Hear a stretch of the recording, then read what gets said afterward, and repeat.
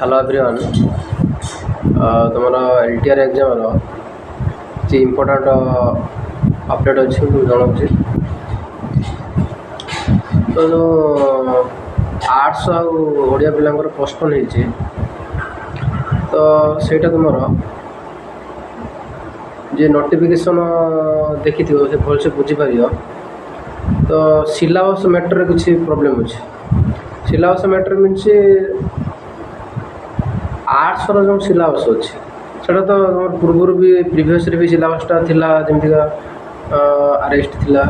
सेतले तो ओडिया नथिला तो एबे तुम कौन है ना ओडिया जो सिलेबस आर्ट्स सिलेबस तुम जे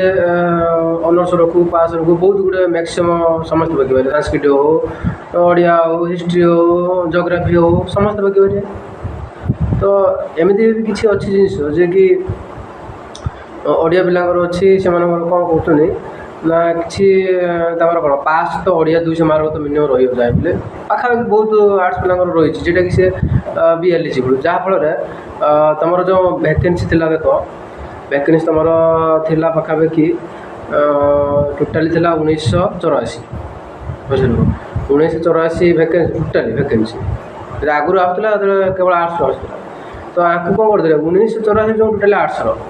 ताकू भांगी भांगिकी 1984 रु टोटाल थिला 1984 रु 406 लगे कौन कले माइनस करदे जे कि सीटा होला कौन तुम ओडिया तो 1984 रु 406 लाभ गले के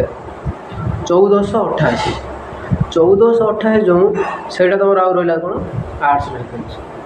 यही वैकेंसीटा को केवल आर्ट्स पिला पकई पारे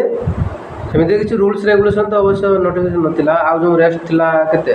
406 लाभ ओडिया पिला पकई पारे टोटाली मिसिकी तुम 1984 किंतु जो एग्जाम कराला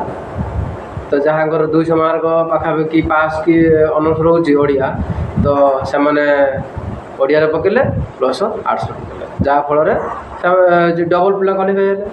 तो केस कौन हो केस यही तुम तो रूल्स कौन कौन देख रूल्स अनुसार सुप्रीमकोर्ट रूल्स अनुसार नोटिफिकेशन की चेंज कर जहाँ से फिक्स तेणु नोटिफिकेशन तो किसी चेंज हेनी तो फास्ट हियरिंग अच्छी 28 तारीख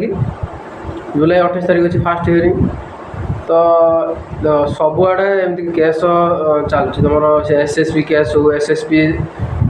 केस भी चलती एपर्यंत तुम सबुआड़े तुम एएसओर केस भी मझे चलता तो केस सल्व हो किसी असुविधा नहीं टाइम लगे किंतु केस तो निश्चित भाव सल्व हो तो देखा जाओ तुम कौन अपडेट आसूँ जनाऊँगी किंतु 100% तुम एग्जाम हम प्रिपेरेसन जारी रख थैंक यू।